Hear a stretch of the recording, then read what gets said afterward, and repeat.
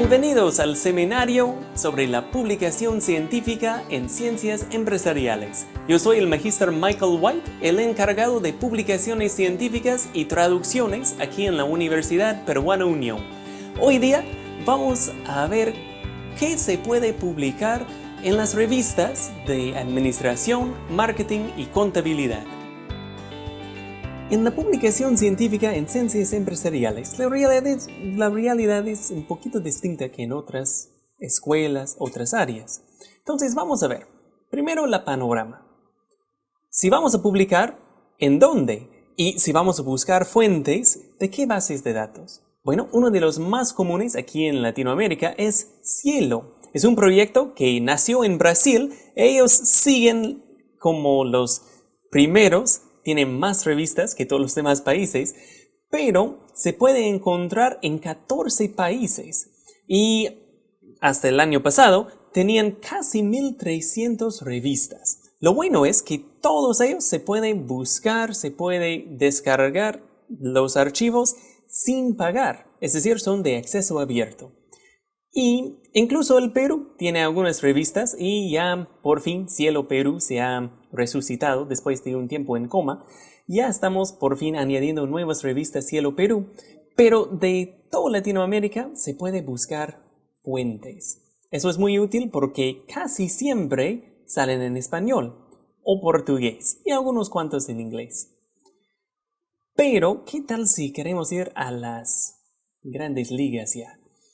Podríamos discutir cuál es el base de datos más importante o más pesado, digamos, en el mundo académico. Pero no estamos aquí para discutir eso. Lo que sí podemos decir es que según Concitec, el Estado peruano, Scopus es lo mejor. Es un producto de una empresa que se llama Elsevier y tiene más que 60 millones de artículos y otros documentos. Y hasta abril del año pasado tenían 37.467 revistas u otros seriales. Ahora, si revisamos el desglose de todas esas revistas, encontramos que un poquito más que un tercio pertenecen a las ciencias sociales. Y dentro de esa categoría se encuentran algunos de las ciencias empresariales. Ahora, las ciencias duras, como biología, salud, ciencias físicas, ellos llevan la mayoría. Pero algunos dicen que, bueno, entonces no hay revistas para ciencias empresariales en Scopus. Y eso es falso. Sí hay. Tal vez no tantos como en otras áreas, pero sí hay. Y les voy a mostrar algunos ejemplos específicos de revistas en Scopus. Pero hay dos cosas que deberíamos ver primero. ¿Tenemos acceso al Scopus? Gracias al Estado peruano, con Concitec, sí tenemos. Solo hay que registrarnos en la plataforma web de Concitec. Es una cuenta. Es no exactamente una red social como el Facebook, pero algo así, en el sentido que podemos llenar nuestros datos y así buscar otros investigadores en nuestra área. Antes se llamaba esa base de investigadores, se llamaba DINA. Pero ahora se llama CTI Vitae. Solo hay que entrar a CTI Vitae, lo podemos buscar en Google nomás, CTI Vitae, crear una cuenta con DNI o, para nosotros los extranjeros como yo, un carnet de extranjería.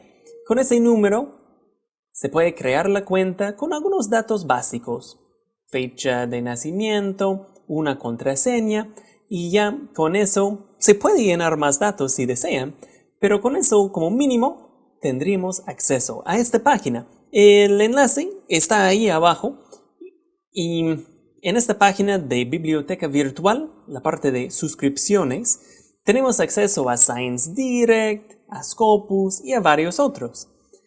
Eso es un gran servicio que podemos aprovechar porque esos bases de datos no son gratuitos. Algunos como Cielo, sí están libres, disponibles para todos. Pero Scopus y Science Direct, entre otros, no lo están. Entonces podemos aprovechar de esa oportunidad que Concitec nos está brindando. Y así tener acceso a buscar artículos en esos bases de datos. Ahora sí deberíamos mencionar que su interfaz está todo en inglés. Ahora, el Google Chrome, por ejemplo, puede ayudarnos con una traducción automática de máquina, pero sí tenemos que manejar un poco el inglés.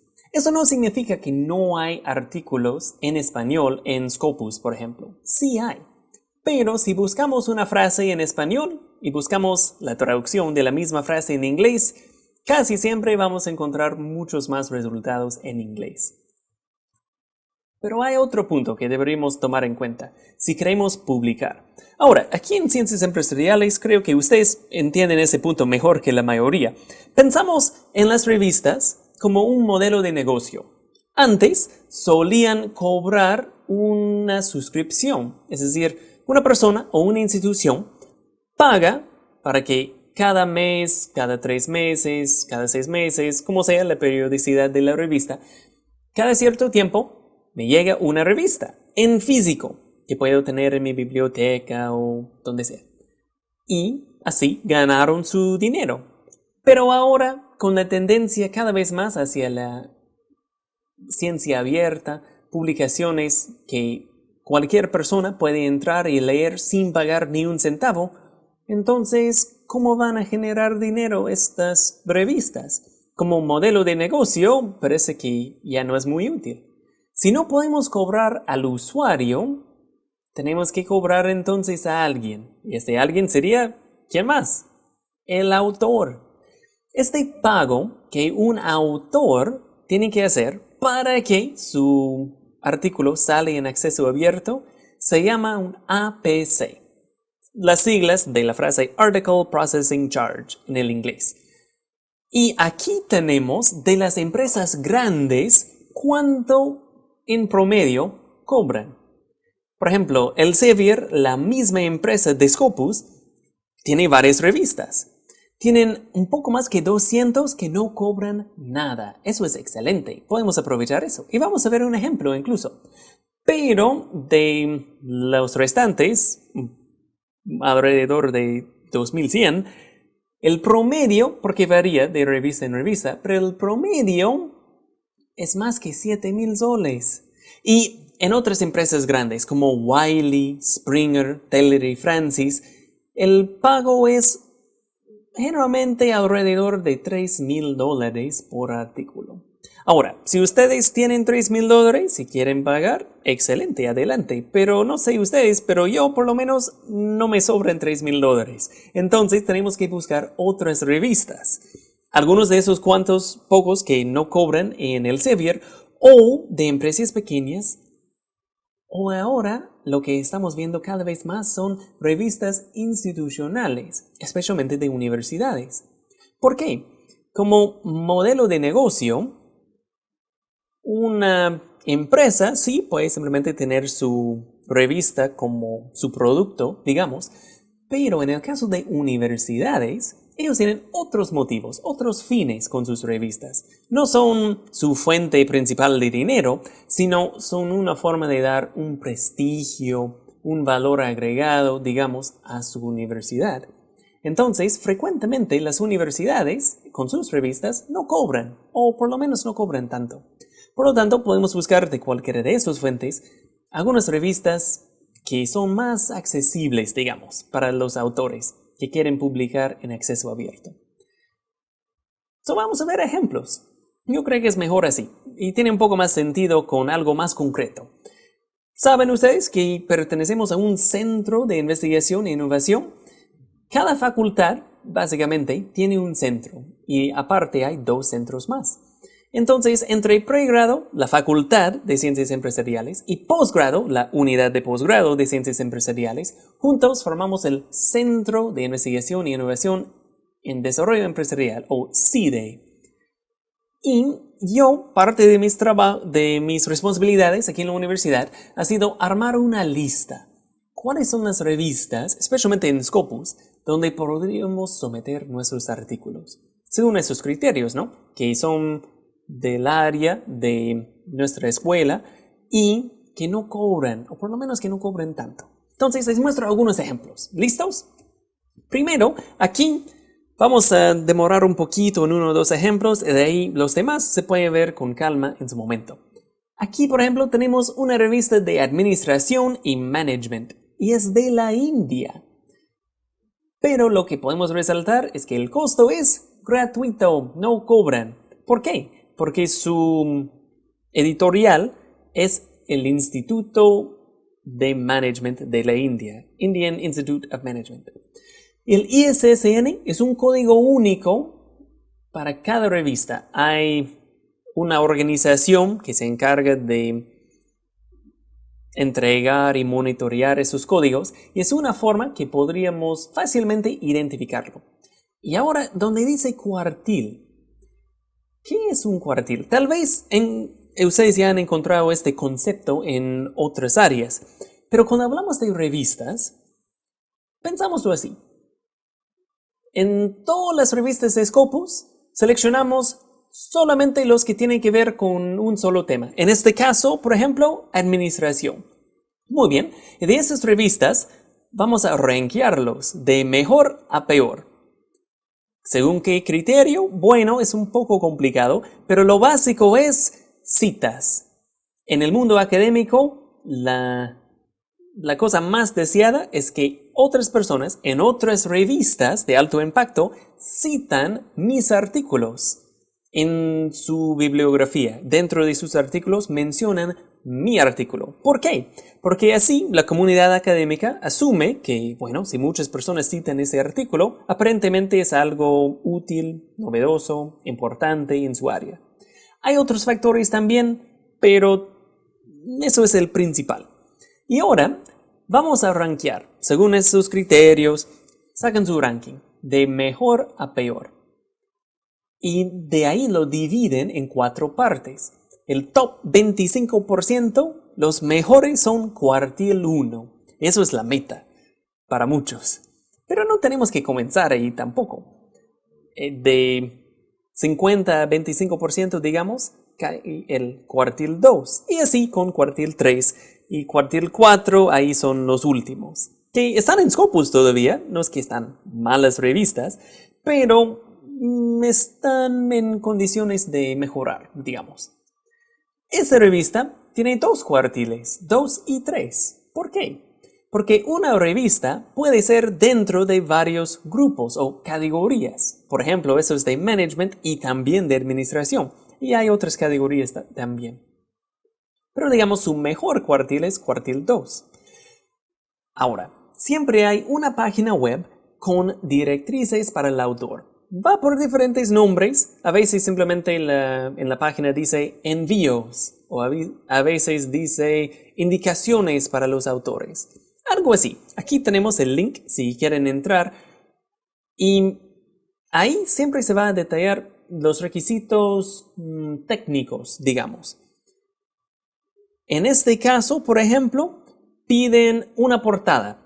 La portada debería tener título, un título corto de solamente 5 palabras como máximo y también nombres de los autores. ¿Y por qué eso debería en una página aparte, en una portada? Porque generalmente las revistas sacan la primera hoja con los nombres de los autores y envían el resto del manuscrito a los evaluadores externos. Eso es lo que se llama ciego en ese proceso. ¿Por qué? Porque los evaluadores, los pares externos, no saben quién escribió ese artículo. La idea es que así evitamos ciertos sesgos, digamos. Personas que, bueno, ya esto es un autor muy reconocido en su área, es un doctor con 20 años de experiencia, entonces ya, claro, vamos a aceptar su trabajo así nomás.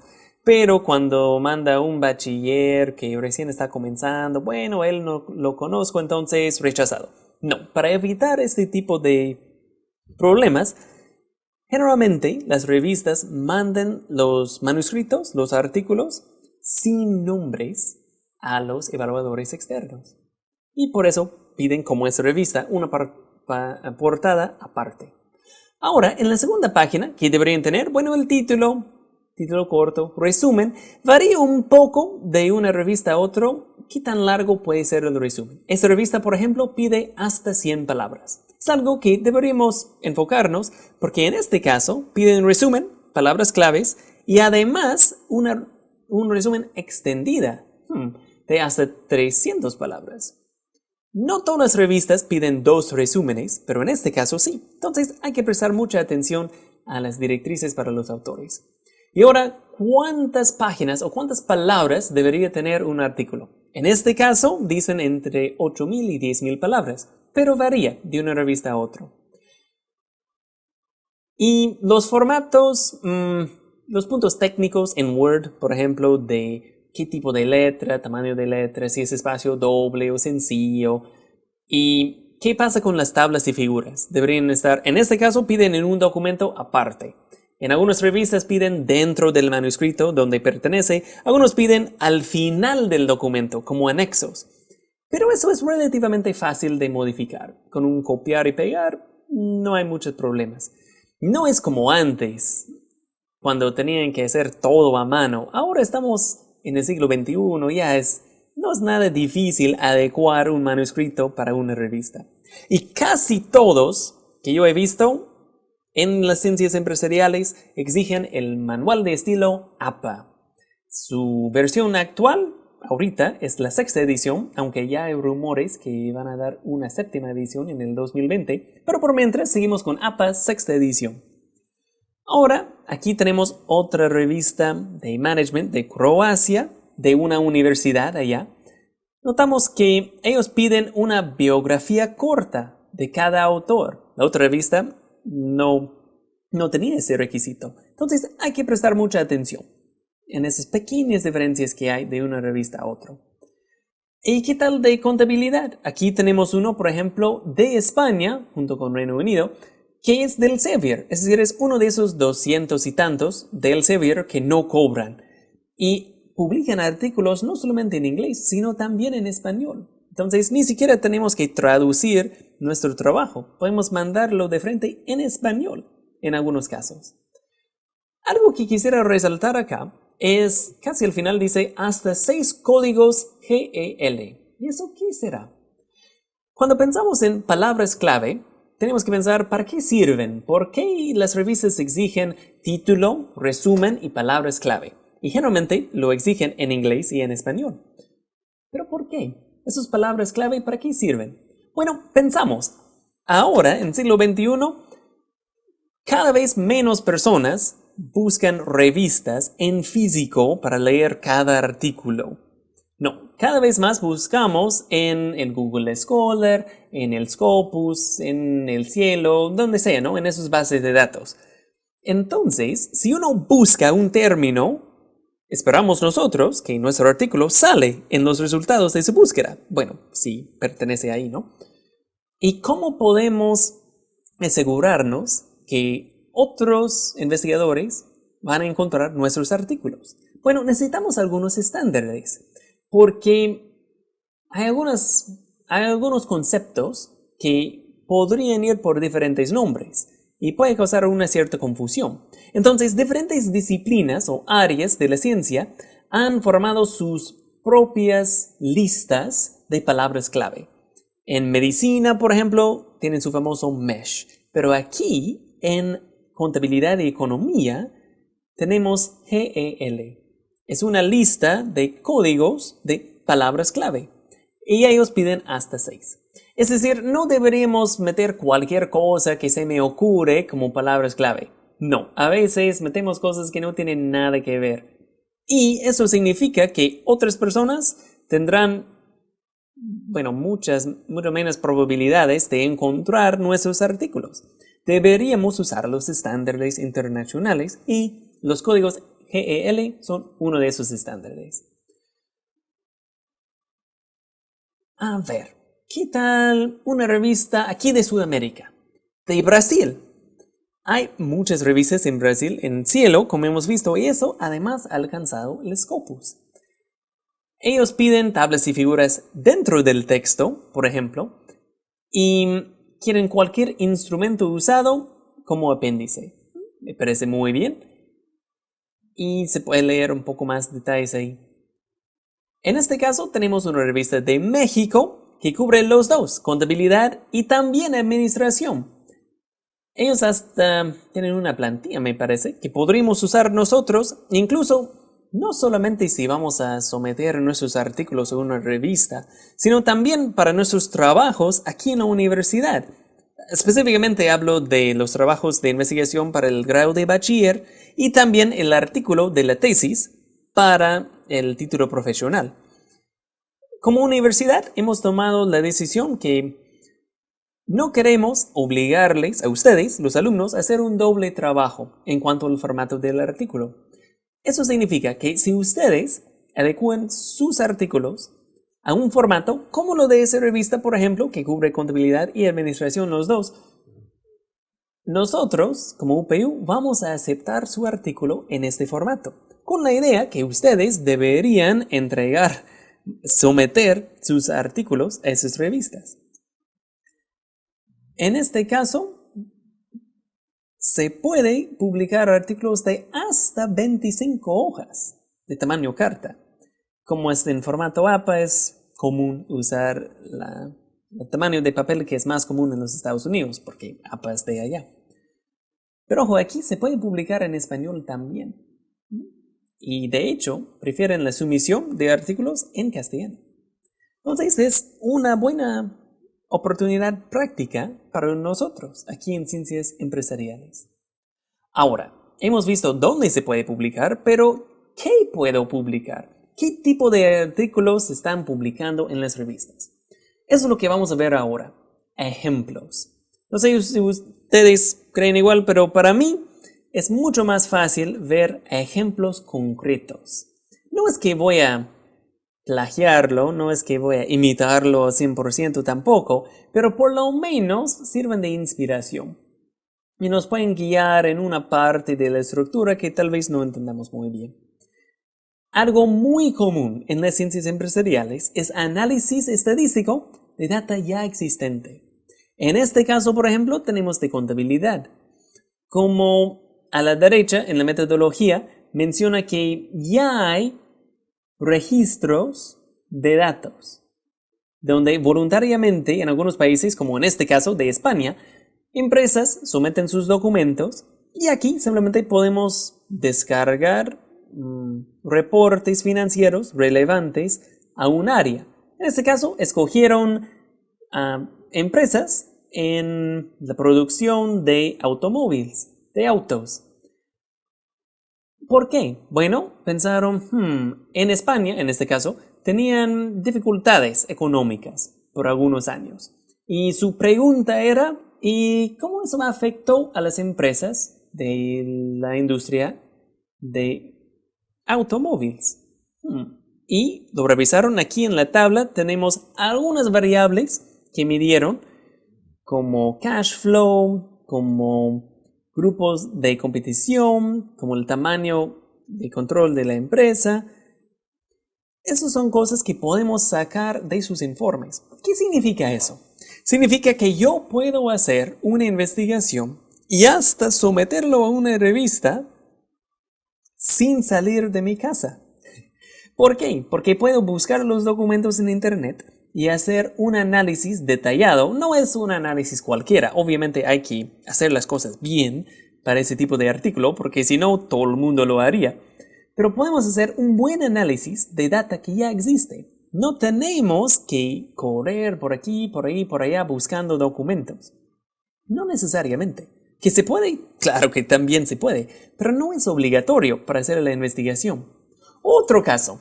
Aquí tenemos otro artículo sobre análisis de este disco de data existente. Y ojo, debería de haber mencionado, la primera partecita aquí, debajo del título, es la cita. Es de Gómez et al. Acá, de este año pasado, 2018. Y si quieren encontrar todos los artículos que les voy a mostrar, ahí están las citas para que lo busquen ahí. En el Google Scholar, por ejemplo, les podría hacer llegar.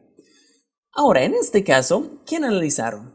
A la derecha menciona que son empresas españolas no financieras cotizadas en bolsa. Y de ahí sacaron la información de los registros públicos de la Comisión Nacional del Mercado de Valores. Varios países tienen algo así. Entonces, se puede simplemente descargar los documentos financieros de esas empresas. En este caso, sacaron de 278 empresas durante un periodo de 13 años, de 1998 a 2010. Es decir, una evaluación de los documentos de una empresa durante un año probablemente no bastaría. Probablemente, porque hay que hacer un análisis un poco más detallado, un poco más pesado, ¿no? Para poder publicarlo. Pero sí se puede analizar data que ya existe en esos repositorios, digamos, en línea, solamente descargando la información y haciendo un buen análisis. Y aquí tienen varias variables y de ahí buscaron modelos para describir lo que encuentran ahí en la data. Eso es algo muy común en contabilidad. Aquí tenemos otro estudio de contabilidad. ¿Qué tal si quiero hacer una investigación, pero no me gustan tanto los números y el análisis de números? Bueno, tal vez deberíamos reevaluar nuestra decisión de carrera, pero sí se puede publicar artículos en contabilidad que no se tratan tanto de números. En este ejemplo, tenemos una propuesta, un diseño metodológico para administración de estrategia. Y de ahí lo van limitando, porque un modelo para describir todo lo que es administración de estrategia de riesgos sería demasiado amplio. En este caso lo enfocaron específicamente en el sector de las telecomunicaciones. Muy bien, y aquí tenemos todo un modelo. Es básicamente un artículo de revisión, en el sentido de que para armar un modelo como ese de acá, uno tiene que leer mucho diferentes modelos, diferentes teorías o ideas generales para describir por qué suceden las cosas, y de ahí se puede sacar un modelo al final y defenderlo, porque yo creo que ese modelo explica adecuadamente la realidad. Eso sí se puede publicar. En administración seguro que se podría también, pero en este caso es un modelo en contabilidad. Otro ejemplo que quiero mencionar es con instrumentos. Ahora, tal vez ustedes ya escucharon algo de los instrumentos sociales o instrumentos científicos. A veces los llamamos cuestionarios, escalas, tests, algo así. Y sí, claro que sí, se puede publicar. Es decir, no tengo que trabajar necesariamente con números. Puedo también estudiar, trabajar con personas. ¿Qué tal si yo quiero estudiar todos los gerentes de un área, de una ciudad, por ejemplo? En este caso, buscaron analizar con un nuevo instrumento. Es decir, quisieran medir algo, quisieran medir responsabilidad social empresarial, pero no encontraron un instrumento adecuado. Entonces armaron su propio instrumento y lo aplicaron con encargados en empresas de la Bolsa Mexicana de Valores. Ahora, armar un nuevo instrumento no es tan sencillo como suena, no es ya voy a anotar cualquier pregunta que se me ocurre. No, obviamente tiene que ser bien fundamentada en una teoría. En ese caso, primero establecieron 3 dimensiones o 3 variables, 3 temas generales. Y para medir cada uno de esos variables, armaron una lista de preguntas o ítems. Y de ahí pasaron todo este examen por juicio de expertos, de ahí con una prueba piloto, y hacen su análisis de los resultados de la prueba de piloto y sacan sus conclusiones con análisis estadístico, como por ejemplo el famoso alfa de Cronbach. Todo eso sí se puede hacer, pero ni siquiera tenemos que llegar a ese nivel. Podríamos incluso tomar un instrumento ya aplicado en otros lugares, en otros países, y adaptarlo, adecuarlo y aplicarlo aquí en el Perú, por ejemplo. Otro ejemplo que tenemos aquí es un estudio de caso. Eso es algo muy práctico, muy útil, que se resalta especialmente en las ciencias de la salud, con un paciente, con un caso interesante, pero sí se puede dentro de las ciencias empresariales también. En este caso, quisieran evaluar nuevos informes ampliados de auditoría, pero analizar el tema por completo es muy amplio, todo lo que es informes ampliados de auditoría, no alcanzaríamos para hacer una investigación. Entonces ellos lo especificaron, lo enfocaron en empresas cotizadas españolas. Definieron algunas ciertas empresas y lo estudian como un caso de un fenómeno probablemente más amplio, más grande. Pero ni siquiera tiene que ser toda un área, por ejemplo. Podría ser hasta una sola empresa. Ahora, cuanto más variedad, más amplitud en la muestra, mejor, por lo general. Pero aún así, pensámoslo así, de manera muy práctica. Si estamos ahorita en prácticas, podríamos hacer un estudio de caso en la misma empresa donde estamos haciendo prácticas. Claro que sí. Obviamente hay que pedir los permisos necesarios, no es simplemente como, bueno, tengo acceso a esa información, entonces lo voy a usar en mi estudio. No, deberíamos pedir los permisos de los dueños de la empresa o los encargados, pero sí se puede hacer un estudio de caso de una sola empresa o de un grupo de empresas, y a veces es más fácil porque ya tenemos algo más específico. No es que quiero explicar algún fenómeno en todo el mundo o ni siquiera en todo el país, sino simplemente quiero explicar algo en una muestra, un grupo de empresas. Sí, se puede. ¿Y qué tal en administración? Bueno, aquí, por ejemplo, tenemos hasta un caso de investigación cualitativa. Eso sí es común en administración y otras ciencias sociales. Y aquí, ¿cuál era la idea? Bueno, según su metodología, van a hacer entrevistas. Y la idea es buscar una empresa multinacional, y ya tienen su empresa en mente. Entonces, eso también podríamos hacer nosotros, especialmente si trabajamos de prácticas o lo que sea en una empresa un poco más grande. ¿Y cuál era la idea? Aquí tenemos en la figura las etapas. Revisen la literatura, eso es muy importante. Generalmente, si vamos a hacer una investigación cualitativa, no siempre, pero generalmente, es porque estamos en las primeras etapas de entender un nuevo fenómeno. Algo que tal vez todavía no hay instrumentos o ya no hay muchos estudios sobre el tema. Entonces, primero podemos evaluar lo que sí hay en la literatura. De ahí vamos a la muestra. En este caso, escogieron compañía del sector de tecnología y turismo. Y buscamos o analizamos, seleccionamos unidades de análisis. En este caso, decidieron entrevistar, a los responsables de recursos humanos y algunos informantes de la empresa. De ahí sacan información semiestructurada, entrevistas semiestructuradas, es decir, tienen una lista de preguntas más o menos que quieren tocar dentro de la entrevista y graban esas entrevistas y después lo analizan, buscando tendencias. ¿Cuáles son temas que varias personas mencionan en su entrevista? Y eso generalmente implica transcripción, es decir, ya puedo grabarlo, toda la conversación que tengo con esa persona, y después lo transcribo. Tengo que tipearlo, o a veces podemos tener éxito con algún software que nos puede ayudar en eso, y están mejorando esos software de voz a texto. Y al final presentamos algunas conclusiones o resultados interesantes. Eso es algo no tan común, pero muy útil, y sí se puede. Incluso lo bueno es que acá generalmente los gastos son mínimos en cuanto a dinero. En cuanto a tiempo, sí, sí hay gastos, sí toma su tiempo.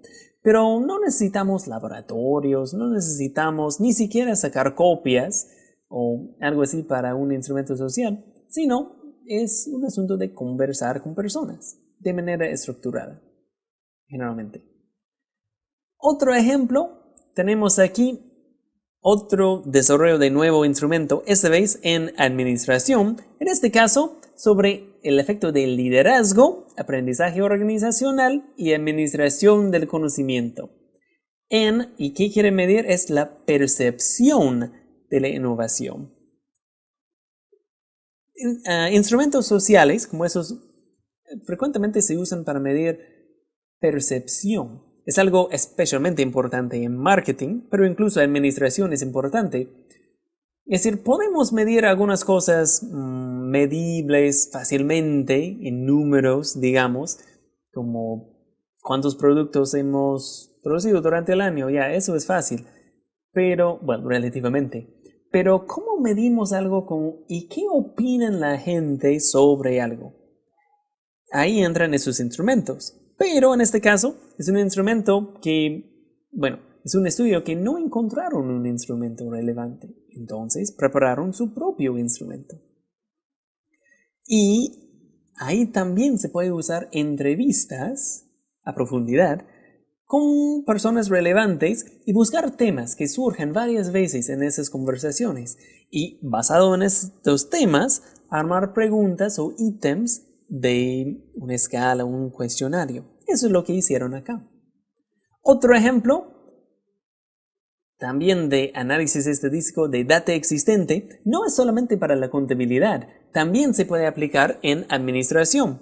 En este caso, estaba en España, una vez más, con su muestra de 100 empresas en un ranking publicado por una revista, la RAI, ahí en España.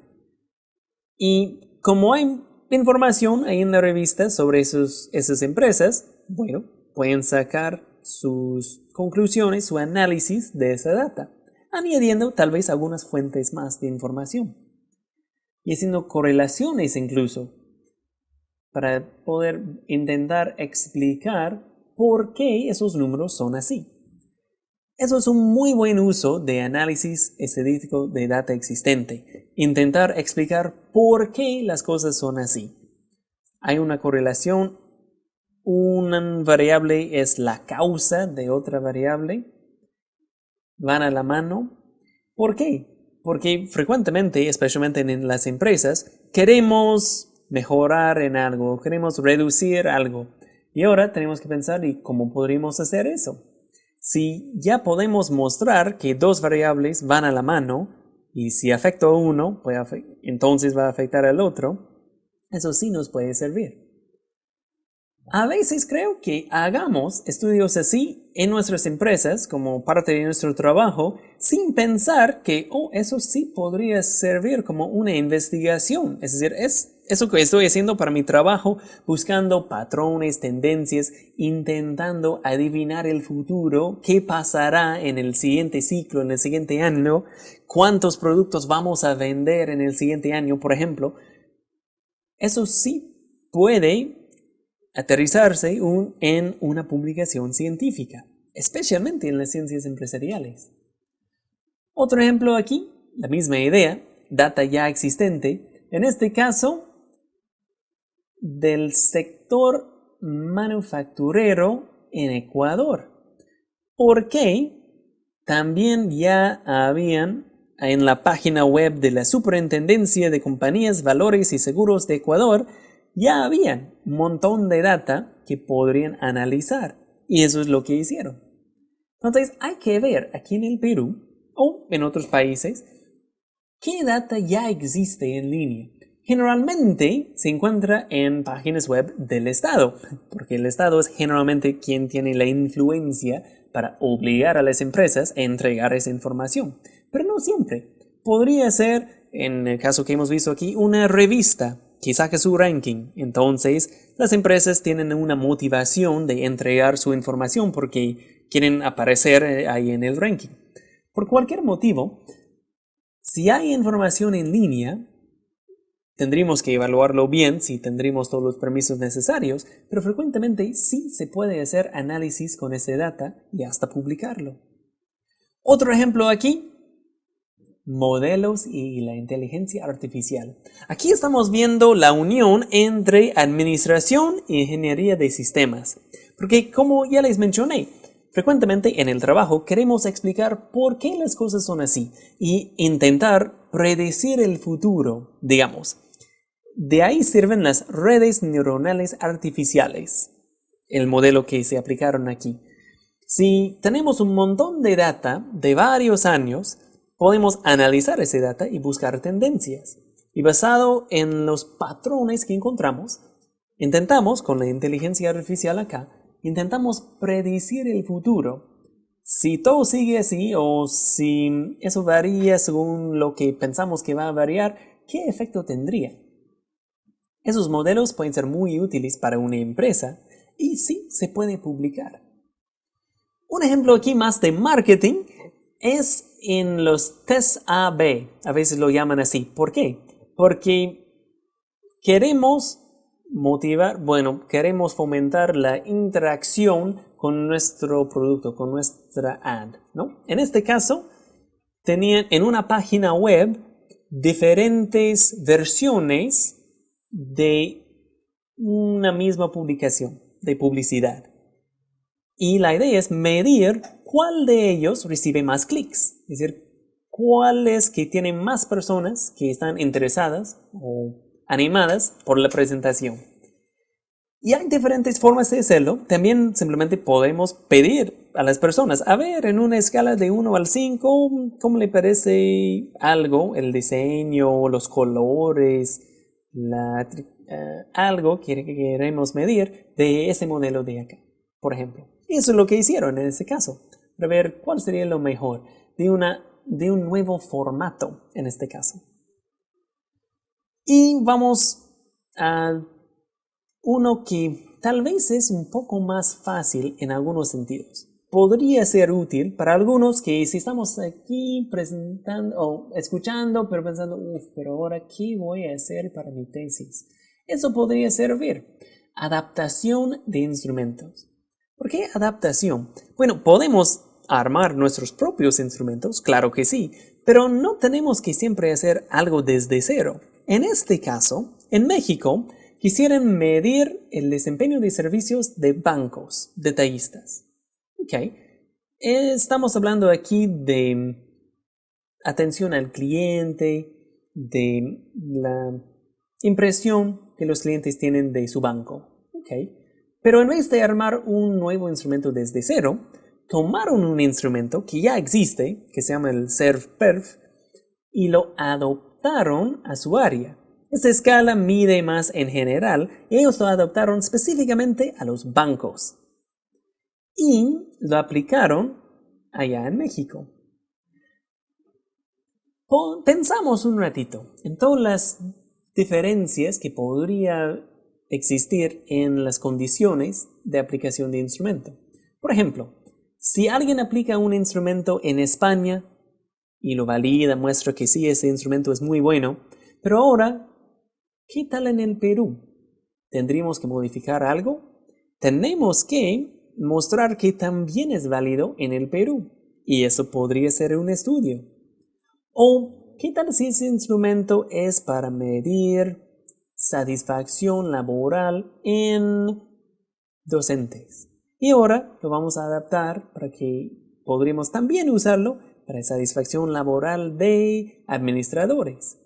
Esos tipos de ajustes muestran la necesidad de un nuevo proceso de validación. Es decir, hay que hacer esos pequeños ajustes, en lo mejor de los casos pasarlo por juicio de expertos, evaluar que todo esté bien en lo que estamos cambiando y aplicarlos con un nuevo grupo.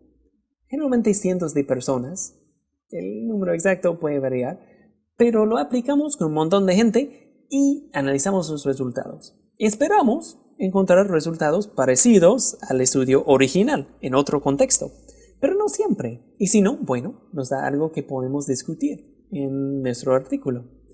Pero es algo muy útil. No tenemos que comenzar desde cero.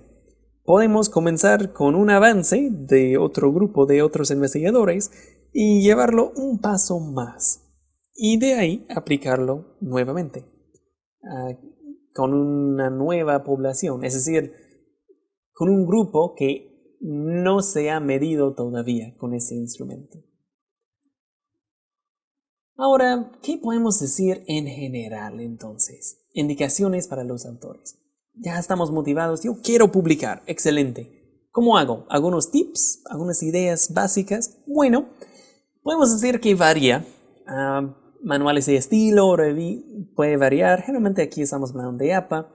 Detalles de una revista a otra, sí hay algunas particularidades de uno a otro, pero en general, aquí tenemos algunos cuantos. 1. Cuando hablamos de introducción, es casi siempre muy detallado, muchas fuentes. Es decir, ese trabajo que tenemos que hacer de evaluación, de antecedentes, todo eso, sí sirve. Sí tenemos que incluir esa parte en la introducción de nuestro artículo. Y en las ciencias sociales, como estamos aquí en empresariales, esa parte suele ser un poco más largo, 4, 5, 6 páginas. Y cuando hablamos de autores, es cada vez más común usar un código que se llama ORCID. ¿Por qué? Porque yo, por ejemplo, me llamo Michael White y cada vez en cuando recibo un correo de esas empresas de investigación informándome que, ya tenemos citas de una publicación de Michael White, pero lo veo y no soy yo, sino es otro Michael White que vive en Australia y publica de temas que yo no sé nada. Eso es el punto de los ORCID. Necesitamos un código único, porque cuanto más común es nuestro nombre, más probable que alguien más lo tiene.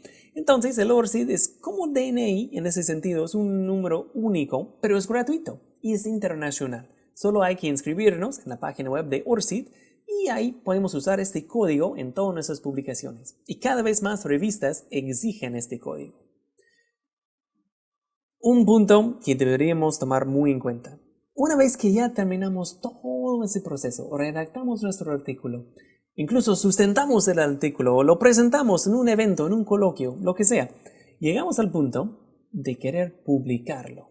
Excelente, quiero motivarles a enviar sus artículos a las revistas, pero hay un punto que deberíamos tomar en cuenta. Yo siempre digo, los artículos son como balas, se gastan una sola vez. Si yo publico mi artículo en una revista, tal vez de un amigo que me pidió, entonces ya, ok, ahí nomás lo voy a publicar. Y de ahí en 2, 3 años, ya es para un aumento, para una maestría, para X motivo, veo en mi CV que necesito más publicaciones. Ya, ese artículo que escribí hace tiempo, ya, bueno, ya lo publiqué, pero seguro que sí da para un cielo, tal vez un Scopus. Entonces ya, lo voy a mandar a una revista de cobertura más amplia. No se puede. Es contra todas las reglas de la academia enviar una sola publicación, un solo artículo a varias revistas. Incluso yo he conocido a algunos que dicen, ya bueno, yo publiqué mi artículo de la tesis en español, pero años después dicen, pero ahora, ¿qué tal si lo traduzco al inglés y mando a otra revista? Esa vez en inglés. No se van a dar cuenta.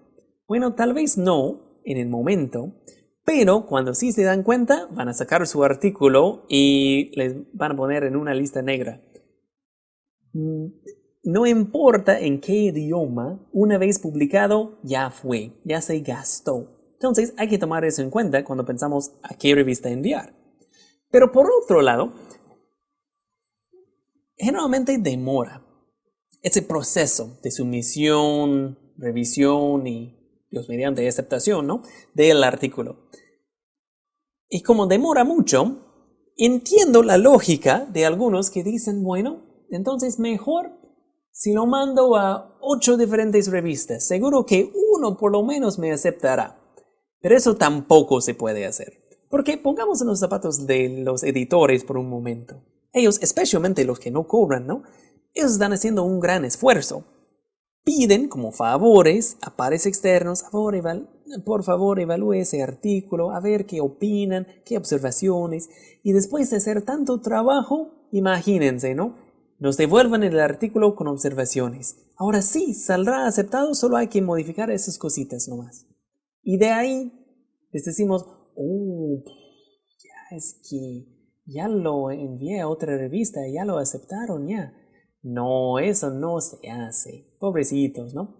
Y es por eso que las revistas generalmente son muy explícitas, que el artículo tiene que ser original, es decir, que no se ha publicado antes, y que no se ha sometido a ninguna otra revista.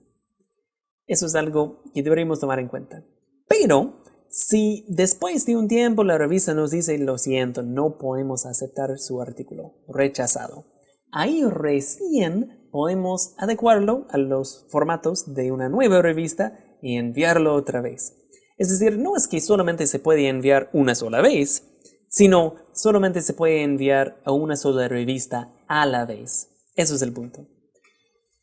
Ahora, en mis tiempos, que no era hace tanto, era muy común incluir en la bibliografía, en las referencias, más fuentes adicionales, con la idea que tal vez alguien va a querer saber más sobre un tema que yo solo toqué brevemente en mi tesis o en mi artículo.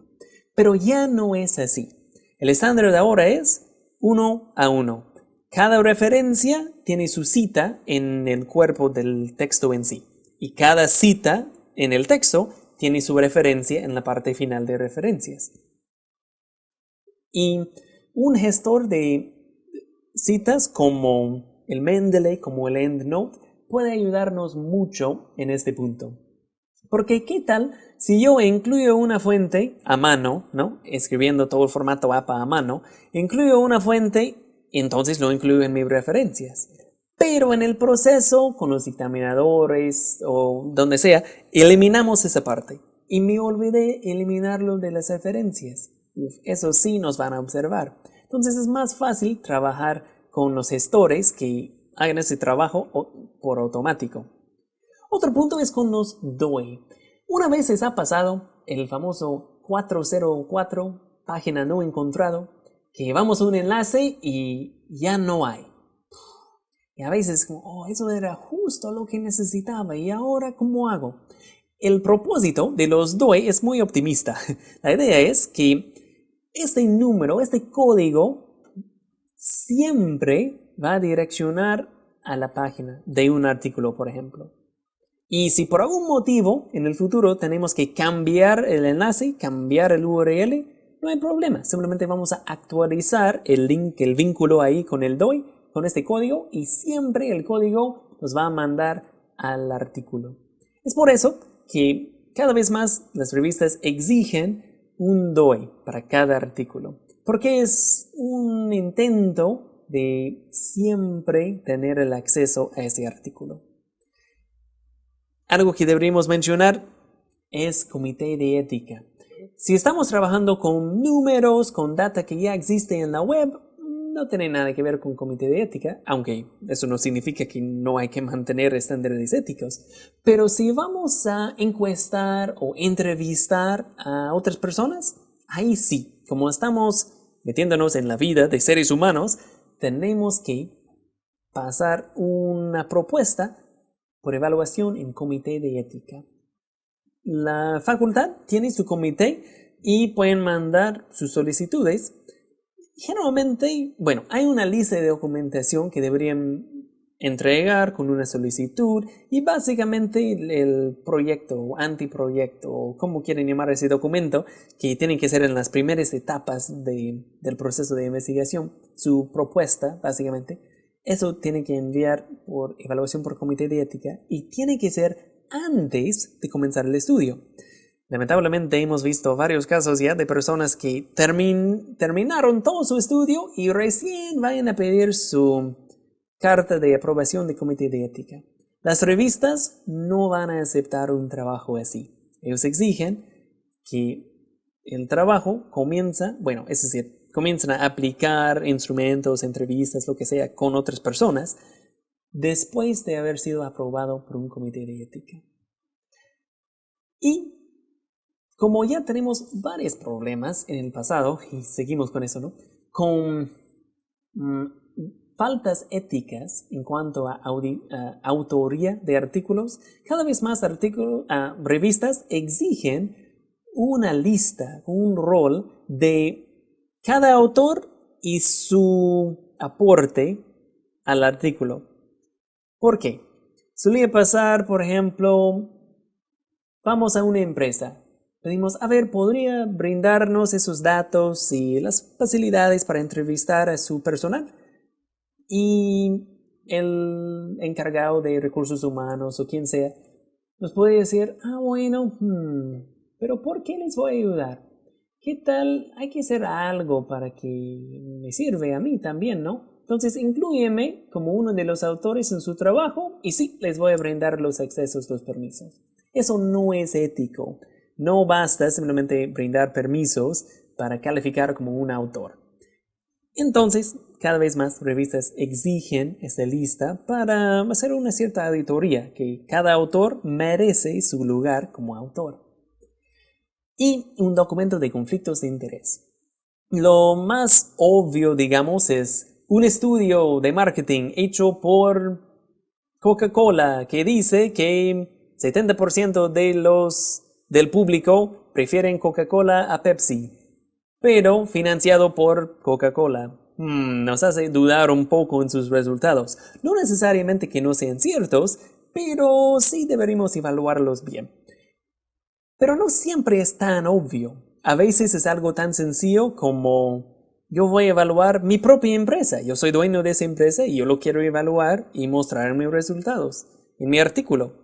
Bueno, también debería simplemente mencionar en la parte de conflictos de intereses que esa empresa es mía. Entonces sí tengo un interés financiero en esa empresa. No significa que ya está descalificado, que no se puede publicar. No, pero sí significa que deberíamos mencionarlo, dejarlo transparente, digamos. ¿Y qué tal los formatos? Ahora, como ya les mencioné, lo mejor sería adecuarse a los formatos de las revistas.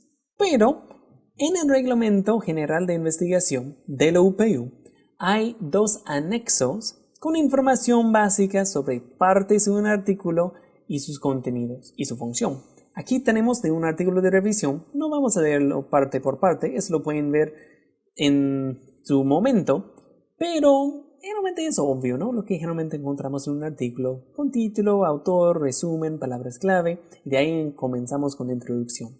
En la parte de contenidos puede servir como una guía para ayudarnos a recordar partes. Si a veces estamos ahí frente a un documento en blanco y ni sabemos dónde comenzar. Una estructura así nos puede ayudar. Si marcamos todas las partes en negrito, digamos, eso será una parte principal de mi documento. De ahí simplemente tengo que llenar los espacios. Tal vez es un truco psicológico, ¿no?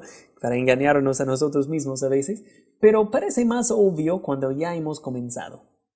Y de ahí seguiría, ¿no? Con el desarrollo, la revisión en sí, las conclusiones o cierres, digamos, y las referencias, obviamente, al final.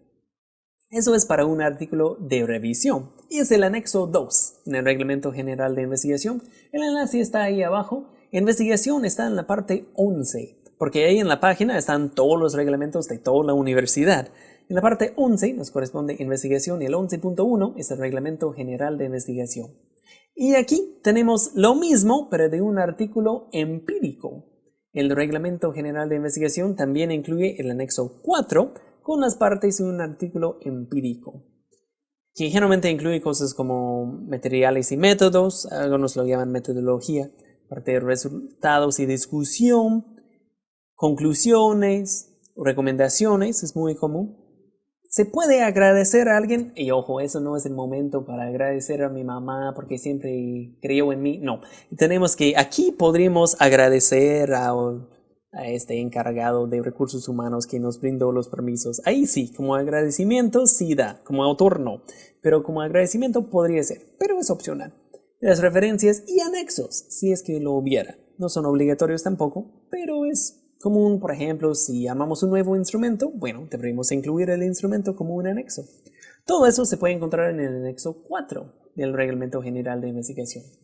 Pero al final, les animo a revisar esas páginas reales, ¿no? De revistas de su área, donde pueden sacar ideas, ejemplos, hasta fuentes que pueden incluir, citar en sus artículos. Y el punto clave que quiero dejar con ustedes es que sí se puede publicar en las ciencias sociales, sí se puede publicar en empresariales Y no tiene que ser un estudio tan complicado que digamos. Podemos publicar aquí donde estamos, con data que ya existe, con las empresas que tenemos a la mano, digamos, o incluso yendo a visitar algunas empresas, algunos lugares, pero no tiene que ser un trabajo de 10 años, una investigación de largo plazo, no necesariamente. Sí hay estudios que se puede hacer.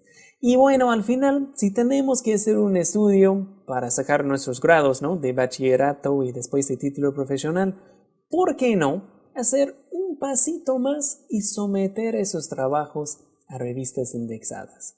Sí se puede. Y con la retroalimentación que van a recibir en ese proceso, van a crecer como investigadores y como personas. Es una muy buena experiencia y lo puedo recomendar. Entonces, cualquier consulta, duda, estamos siempre aquí para apoyar en la oficina de la Dirección General de Investigación. Nos pueden contactar en